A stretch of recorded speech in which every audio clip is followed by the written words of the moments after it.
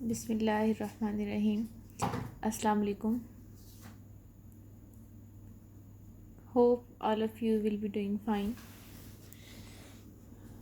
जी, हमारा lesson number 11 complete हो गया था। Let's have a review of it. It was first year at Harrow. इसको हमने पूरा पढ़ लिया। Then you were supposed to do these word synonyms. These word synonyms are important क्योंकि पता है आपको MCQs में आपसे ऑब्जेक्टिवली वर्ड सिनोनिम्स पूछे जाते हैं, इसलिए आपको साथ साथ भी मैंने सिनोनिम्स कराए जो आपके लेसन के दरमियान में वर्ड्स हैं, उनके भी आपने words meaning as well as word synonyms आपको आने चाहिए। अगर आपको मीनिंग नहीं आएगा तो डेफ़िनेटली सिनोनिम भी नहीं आएगा, इसलिए आपको मीनिंग भी आना चाहिए, उर्दू में मीनिंग भी आना चाहिए और सिनोनिमस वर्ड भी आना चाहिए। अच्छा, उसके बाद अब ये जो कुछ एंड पे वर्ड सिनोनिम दिए हुए हैं, these are the important ones. इनको आपने स्पेशली प्रिपेयर करना है। इनहॉस्पिटेबल, अनइनवाइटिंग, इनवेरिएबली, ऑलवेज, ये पहले दो मैंने पढ़ दिए हैं, बाकी आप ये ख़ुद पढ़ सकते हैं क्योंकि हमने लेसन में इसको खुद ही जो है वो लेसन में हमने इसको साथ साथ किया हुआ है।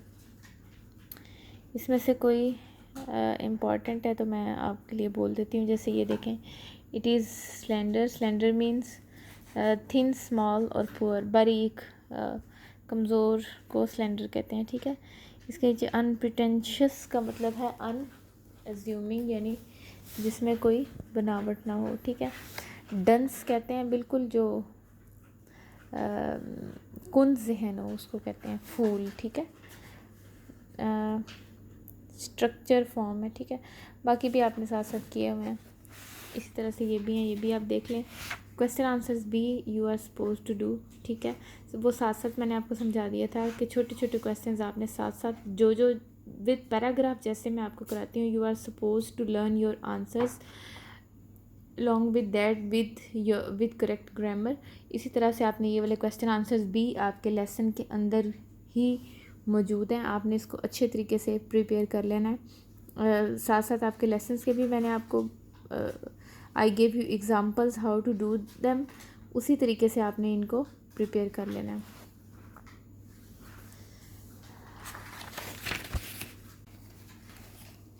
अच्छा जी, अब हम देख लेते हैं lesson number 12, hitchhiking across the Sahara by G.F. Lamb.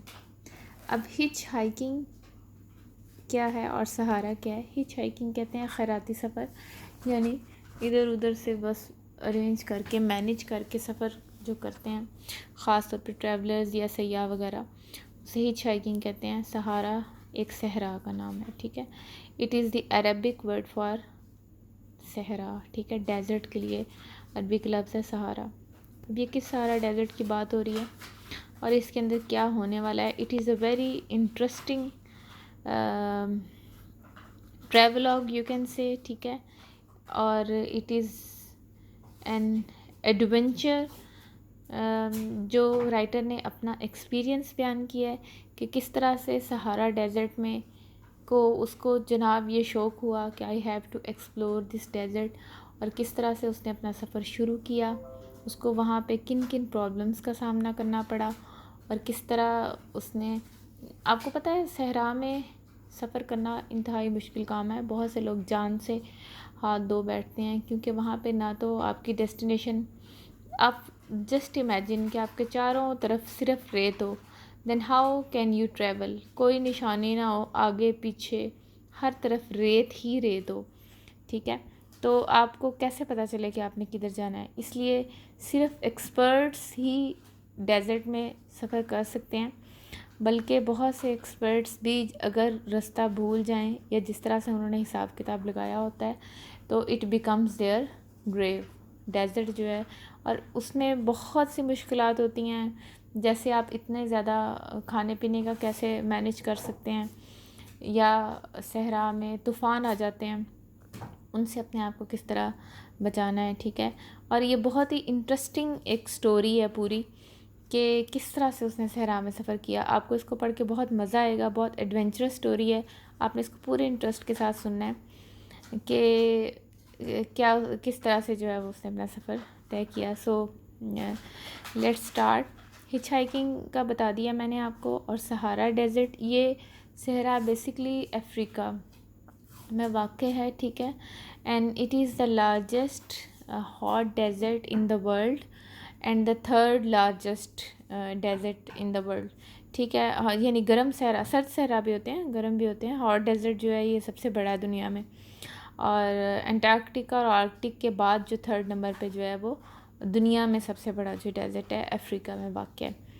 अब वो बताता है जी.एफ. लैम, बहुत ही मज़े की एक बात वो शेयर करता है।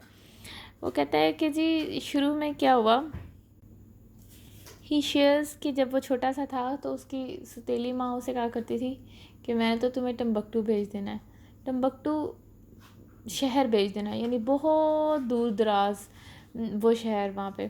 तो जैसे अक्सर उसकी सौतेली माँ उसको ऐसे डराती थी। अक्सर माएँ जैसे अपने बच्चों को किसी ख़ास चीज़ से डराती हैं या बहुत ज़्यादा कोई हमेशा से इंसान की फितरत में खौफ है दूर की चीज़ों से, या जो उसने कभी देखी ना हो, या कोई बहुत ही खौफनाक चीज़ या जिसका उसे, तो बच्चों को जैसे बहुत सी चीज़ों से डराया जाता है, किसी जानवर से या किसी जॉइंट चीज़ से।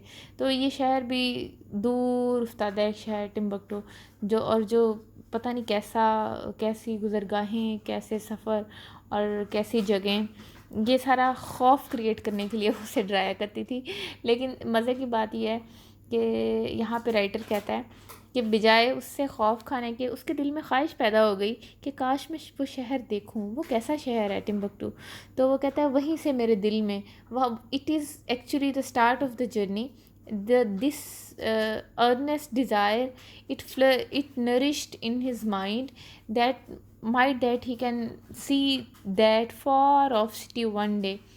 Either he'll be able to see that city one day, and just to cherish this desire he started to set off on this journey, ठीक है। उसने इरादा किया कि भाई मैंने तो अब ये देख के रहना है। तो ये बहुत इंटरेस्टिंग सा इसका बैकग्राउंड है। तो अब देखते हैं कि क्या हुआ। If a giant were to pick England up and put it down in the middle of the Sahara desert we should have quite a task to find it. अब वो सहारा डेजर्ट के वसी व अरीज़ होने की बात कर रहा है, उसके ह्यूज होने की बात कर रहा है।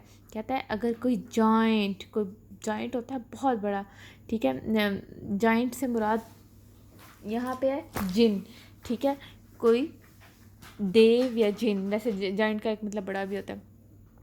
कहता है अगर वो पूरे इंग्लैंड को उठाए और इसको सहारा डेजर्ट के दरमियान में रख दे तो उसको ढूंढना एक मुश्किल अमर होगा। यानी इसका मतलब ये है सहारा डेजर्ट इतना बड़ा है कि इंग्लैंड जैसा शहर जो है वो भी पूरे, इंग्लैंड जैसा मुल्क जो है सॉरी, वो भी एक पूरे सहारा डेजर्ट में समा सकता है। कहता है the full Sahara area stretching almost the complete width of North Africa is many times the size of Great Britain। कहता है कि पूरा जो सहरा का इलाका है जो कि तकरीबन पूरी विड्थ नॉर्थ अफ्रीका की पूरी चौड़ाई, शुमाली अफ्रीका की पूरी चौड़ाई पर फैला हुआ है, is many time size of great Britain. और ये अज़ीम बरतानिया इज़ मैनी टाइम्स, ये अज़ीम बरतानिया से कई गुना बड़ा है। यानी ग्रेट ब्रिटेन, अब देखिए बरतानिया कितना बड़ा है, लेकिन वो कहता है कि बरतानिया कितना बड़ा है लेकिन उससे भी कई गुना बड़ा है, ठीक है। स्ट्रेचिंग, फैला हुआ। और इसमें कोई वर्ड जो मुश्किल हो, आई गेस और कोई वर्ड नहीं है। अच्छा जी, about half of this gigantic area is mainly under French control. इस बहुत बड़े, गाइगेंटिक इनॉर्मस, बहुत बड़े, ठीक है, इस कोलोसल भी कह सकते हैं, इसको टाइटैनिक भी कह सकते हैं, जो बहुत बड़ा होता है उसे कहते हैं, ठीक है। ये तकरीबन फ्रांस के कंट्रोल में है। वेरी रिसेंटली, बिल्कुल अभी रिसेंटली, हाल ही में, the discovery of oil beneath the sand has begun to bring changes. रेत के नीचे ऑयल की मौजूदगी, तेल की मौजूदगी से तब्दीलियाँ रूनमा होना शुरू हो गई हैं। But less than 3 years ago, लेकिन 3 साल से कबल, most of the area had for countless years consisted of immense stretches of barren sand. लेकिन 3 साल से भी पहले क्या था, इस जगह पे क्या था, काउंटलेस ईयर्स, बहुत सालों से इमेंस, बहुत ज़्यादा स्ट्रेचेस फैला हुआ था बैरन सैंड। बैरन होता है बंजर, इनफर्टाइल, जो फर्टाइल ना हो, बंजर ज़मीन पर फैला हुआ था। Intensely hot during the day, जो कि दिन के वक्त शदीद गर्म होती है, ठीक है। With few water wells and little vegetation, बहुत ही कम पानी के कुएँ और बहुत ही कम वेजिटेशन, वहाँ पे बहुत ही कम ग्रीनरी, ठीक है, वहाँ पे ग्रीनरी या सब्ज़ा बहुत ही कम है। लार्ज पार्ट्स वर आलमोस्ट अनइनहेबिटेड, ज़्यादातर बड़े बड़े इलाके जो हैं वो गैर आबाद थे। हैबिटेड होता है जहाँ पे कोई रहे, ठीक है। अनइनहेबिटेड जो कि जहाँ पे कोई ना रहता हो, गैर आबाद। In other parts there were just a few towns very widely scattered, दूसरे इलाकों में सिर्फ चंद एक कस्बे थे जो बहुत वेरी वाइडली, दूर तक स्कैटर्ड, बिखरे हुए थे। And occasional wandering tribes of Arabs और बर्बर्स, ओकेजनल कभी कभार, ठीक है, वॉन्डरिंग ट्राइब्स जो आवारा फिरते हुए, वॉन्डरिंग कहते हैं फिरते हुए, मतलब ये जो लोग होते हैं ना, खाना बदोश, एक जगह से दूसरी, दूसरी जगह से तीसरी जगह, इनको कहते हैं, ठीक है। जहाँ पे वॉन्डरिंग ट्राइब्स ऑफ अरब या बर्बर्स के खाना बदोश बिखरे हुए थे, ठीक है। हार्डली बमुश्किल the land one would think in wish to go hitch hiking. Hardly the land यानी ये ऐसी ज़मीन थी, वन वुड थिंक कि कोई मुश्किल से ही तसव्वुर कर सकता था, in wish to go hitch hiking, कि ऐसी ज़मीन पे ख़राती सफ़र किया जाए। यानी इतनी गैर आबाद, वीरान, दूर दूर तक फैली हुई, जहाँ पे कोई आबादी भी नहीं और कोई अम्यूनिटीज़, फैसिलिटीज़ कुछ भी नहीं है, ठीक है। ट्रांसपोर्ट कुछ भी नहीं है, सच कोई आप कह लें कि एंटरटेनमेंट नहीं है, कोई वहाँ पे लोग नहीं है, कोई रशी प्लेसेस नहीं है। ऐसी गैर आबाद वीरान जगह जहाँ पे कोई कहीं कभी कभार के कभी कबाइल जो हैं वो चले जाते थे। कहते ऐसी जगह पे जाने के बारे में शायद ही कोई सोच सकता था, ये ऐसी जगह थी। अच्छा जी, सो लेट्स सी, ये this was just the mode of travel, लेकिन अच्छा जी,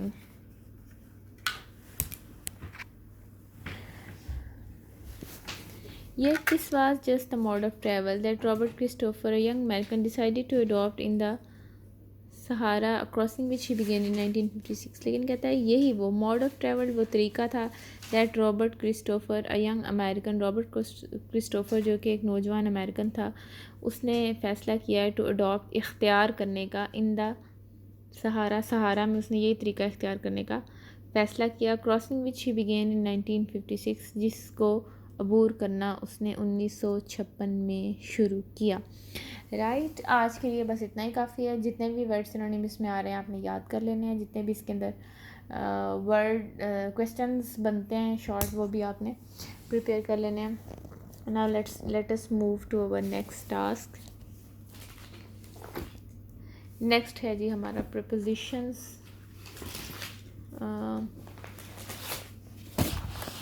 सो लेट्स स्टार्ट। आज हमने करनी है एक्सरसाइज नंबर 4। इससे पहले जो है हम प्रीपोजिशंस कर लेते हैं। बैनिश फ्रॉम, बैनिश होता है जिला वतन करना, निकाल देना। फ्रॉम किसी जगह से निकालना। बैनिश टू किसी जगह किसी को किसी जगह जला वतन करना, ठीक है। अच्छा, इसमें मैं आपको एक एग्ज़ाम्पल दे के समझाती हूँ, ठीक है। जैसे नवाज शरीफ को जिला वतन किया गया था इन मुशर्रफ इरा सऊदी अरेबिया, ठीक है। कोई पॉलिटिकल डिस्कशन नहीं है, ये आपको सिर्फ एक एग्ज़ाम्पल है समझाने के लिए, ठीक है। मैं इसकी कोई फेवर या इसको कंडेम नहीं कर रही, सिर्फ मैं आपको फ़िक्रे में इस्तेमाल बता रही हूँ कि as Nawaz Sharif was banish, ठीक है, जिला वतन कहाँ से किया गया था, पाकिस्तान से सऊदिया में फिर वो रहा था।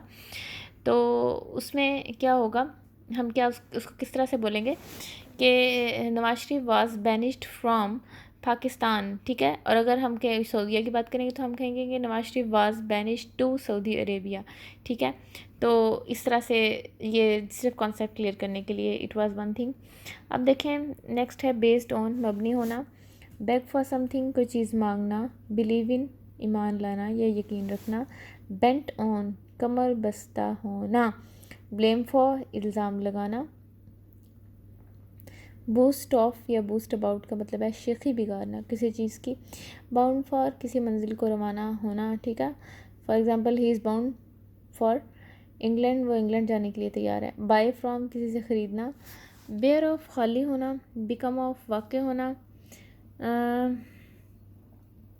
बैक ऑफ या बैक फ्रॉम, किसी से मांगना, बिलोंग टू, ताल्लुक़ होना, बिसेट विद या बिसेट बाय का मतलब है से पुर या में घिरा हुआ, ठीक है। For example he is बिसेट with difficulties, कि वो मुश्किलात में घिरा हुआ है। बी ब्लेस्ड विद, नवाजा हुआ, ब्लाइंड टू का मतलब है बेखबर होना, बॉर्न ऑफ या बॉर्न टू का मतलब है पैदा होना, ब्रूड ओवर ऑन या अबाउट का मतलब है गौर करना, बाय फॉर का मतलब किसी के खरीदना। इसमें एक चीज़ आपने ध्यान रखनी है, ये देखें ब्लाइंड टू ये वाला जो है ना, let me tell you, blind to का मतलब है बेखबर होना, ब्लाइंड इन का मतलब है अंधा होना। इसको प्लीज़ आपने ध्यान से देख लेना है, ब्लाइंड इन अंधा और ब्लाइंड टू का मतलब बेखबर। For example he is blind to this matter, इसका मतलब ये है उसे इस मामले की खबर नहीं है। लेकिन अगर हम कहेंगे कि वो एक आंख से अंधा है तो हम कहेंगे he is blind in one eye, ठीक है। ये आपने ध्यान से देख लेना है। Now let's move to our sentences. He boost dash his wealth, he boost of his wealth, ठीक है, ऑप्शन डी आएगी इसमें। Next is the poor man was begging dash bread, कि वो अपने खाने के लिए मांग रहा था, बेगिंग फॉर, ठीक है, ऑप्शन ए। नेक्स्ट देखिए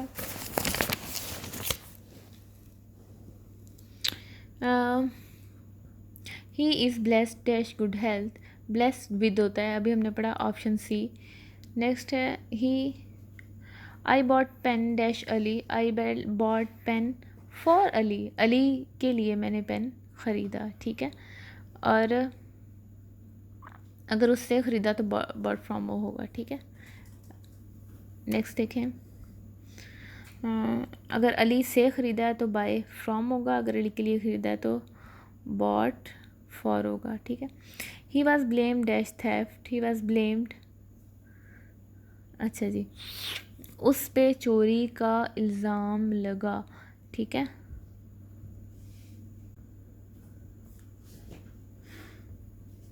ही वॉज ब्लेम्ड फॉर थेफ्ट, चोरी का इल्ज़ाम लगा, ठीक है। अगर he is blind dash is misdeed, वो अपने कारनामों से बेखबर है, ब्लाइंड टू यहाँ पे होगा, इन नहीं होगा, ठीक है। अगर हम इज़ ब्लाइंड इन वन आई, कि वो अंधा है, अंधा ब्लाइंड इन होता है इसलिए इन आएगा यहाँ पे। Kent was banished dash England, Kent was banished from England से उसको निकाला गया। Do you believe dash God, in God, ठीक है,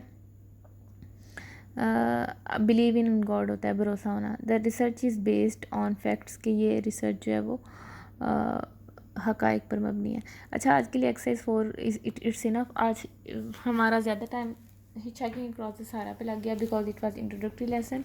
तो ईडियम्स हम इंशाल्लाह कल करेंगे। ओके आज के लिए इतना काम ही है। You have to do it. Take care. अल्लाह हाफिज़।